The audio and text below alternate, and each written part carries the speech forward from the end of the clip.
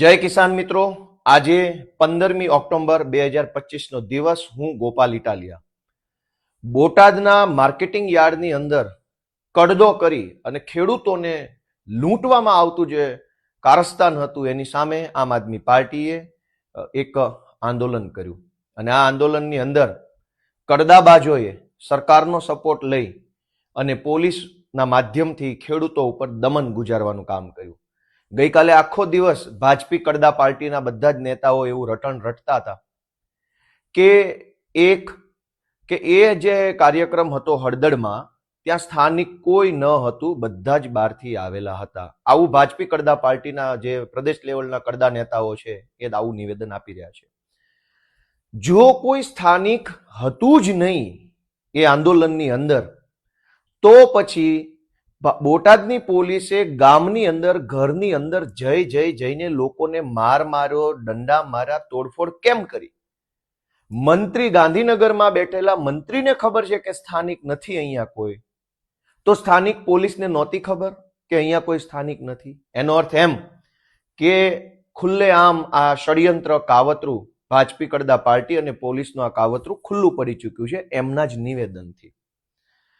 હળદળ ગામની અંદર ખેડૂતો ઉપર પોલીસે જે અત્યાચાર કર્યો છે એની સામે આમ આદમી પાર્ટીએ ગઈકાલે કોર્ટની અંદર પણ ખૂબ મજબૂત ફાઇટ આપી છે.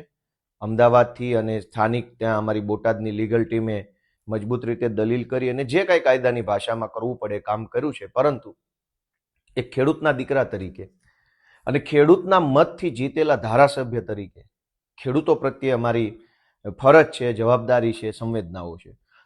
અને એટલે મને જાણવા મળ્યા પ્રમાણે હળદળ ગામની અંદર બોટાદની પોલીસે જે કંઈ પણ નુકસાન કર્યું છે, ગ્રામજનોના ઘરમાં ઘૂસીને તોડફોડો કરી છે, કોઈના ઘરનું કંઈક, કોઈના ઘરનું કંઈક, કોઈને નાનું નુકસાન, કોઈને મોટું નુકસાન, અનેક ઘરોની અંદર તોડફોડ કરવામાં આવી છે. દિવાળીનો સમય છે, તહેવાર આવે છે, નાનો માણસ હોય, ગરીબ ખેડૂત હોય અને એના ઘરમાં આવી સમસ્યા બને તો એ બહુ મોટી મુશ્કેલી સર્જે છે. ત્યારે ખેડૂતોના મતથી ચૂંટાયેલા ધારાસભ્ય તરીકે મને એવું યોગ્ય લાગે છે કે મારે એ હળદળ ગામના જે કાંઈ ખેડૂતો છે એમને ઉપયોગી બનવું છે.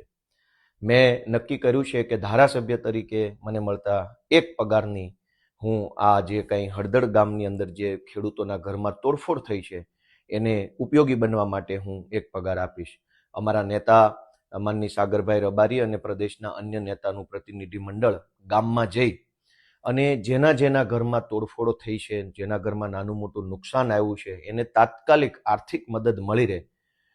ફૂલ નહીં તો ફૂલની પાંખડી, પૂરેપૂરી નહીં તો થોડી, પણ મદદ મળી રહે એવા આશયથી હું ધારાસભ્ય તરીકેના એક પગારમાંથી ગામના ખેડૂતોને ઉપયોગી બનવા માટેનો નિર્ણય કરું છું. અને ગુજરાતભરના સૌ ખેડૂતોને વિનંતી કરું છું કે ગુજરાતભરના માર્કેટિંગ યાર્ડની અંદર જબરજસ્ત લૂંટ ચાલે છે. અનેક માર્કેટિંગ યાર્ડની અંદર ખેડૂતોનું રીતસરનું શોષણ થાય છે, પરંતુ ખેડૂત એકલા પડે છે. ખેડૂતની મજબૂરીનો ફાયદો ઉઠાવવામાં આવે છે. ખેડૂતોનું સંગઠન નથી, એના કારણે ખેડૂતો પ્રત્યે આવું વર્તન રાખવામાં આવે છે. આખા ગુજરાતના અનેક એપીએમસી માર્કેટ યાર્ડમાં શેષ ફીના નામે, કોથળાના નામે, બારદાનના નામે, વજનના નામે, તોલમાપના નામે, મજૂરીના નામે, અધવચ્ચેથી માલ તમારો ખરાબ છે એવું કહીને એક યા બીજા શબ્દોમાં કડદો કરવામાં આવે છે. કદાચ બોટાદમાં કડદો શબ્દ વાપરતા હોઈએ તો બીજા જિલ્લામાં બીજો શબ્દ હશે, ચોથા જિલ્લામાં ચોથો શબ્દ હશે, પણ ખેડૂતો સાથે લૂંટફાટ થઈ રહી છે. ગઈકાલે ભાજપી કડદા પાર્ટીના ઘણા બધા પ્રદેશ લેવલના કડદાધિકારીઓએ પોતાના નિવેદનો આપ્યા, કાયદો અને વ્યવસ્થા ઉપર મોટા મોટા જ્ઞાન આપ્યા. કાયદો અને વ્યવસ્થા ત્યારે નથી બગડી જતી જ્યારે ખેડૂતોનો લોહી પરસેવાથી પકવેલો કપાસ છે એ માર્કેટિંગ યાર્ડના કડદાઓ લૂંટી લે છે. ત્યારે લૂંટ થાય છે ત્યારે કાયદો નથી બગડતો. જ્યારે ભાજપી કડદા પાર્ટીના નેતાઓના આદેશથી પોલીસ નિર્દોષ મહિલાઓને ઘરમાં ઘૂસીને મારે છે ત્યારે વ્યવસ્થા નથી બગડતી. ખેડૂતનું શોષણ થાય, ખેડૂત આરે અન્યાય થાય તો કાયદો અને વ્યવસ્થામાં વાંધો નથી. ખેડૂત પોતાનો અધિકાર માગે તો કાયદો અને વ્યવસ્થા બગડી જાય છે. એનો અર્થ એ થયો કે કાયદો ચોર લૂંટારા માટે છે, વ્યવસ્થાઓ કડદો કરનારા માટે છે. જો કડદો કરનારા અને ખેડૂતોને લૂંટનારાને તમે કંઈક કહેશો, ખેડૂતોની સાથે અન્યાય કરનારા લોકો સામે પડશો તો કાયદો અને વ્યવસ્થા બગડશે. જો કાયદો ખેડૂત માટે હોત, વ્યવસ્થા ખેડૂત માટે હોત, તો ખેડૂતો અધિકાર માગવા માટે આંદોલન કરે ત્યારે કાયદો વ્યવસ્થા ન બગડવી જોઈએ. પણ હવે અમને સમજાય છે કે આ ભાજપી કડદા પાર્ટીની સરકાર છે એ કડદાબાજોના સમર્થનમાં છે, માફિયાઓના સમર્થનમાં છે. માફિયાઓને પ્રોટેક્શન આપવા માટે કાયદો છે, માફિયાઓના જીવનને સરળતા કરી આપવા માટે વ્યવસ્થા બનેલી છે.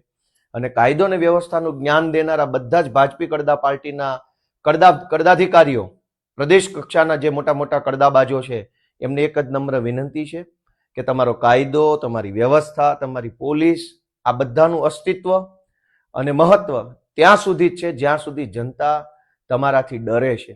જે દિવસે જનતાનો, ખેડૂતોનો ડર નીકળી ગયો મનમાંથી, પછી તમારામાં એ દમ નથી કે તમે કોઈ જનતાને રોકી શકો.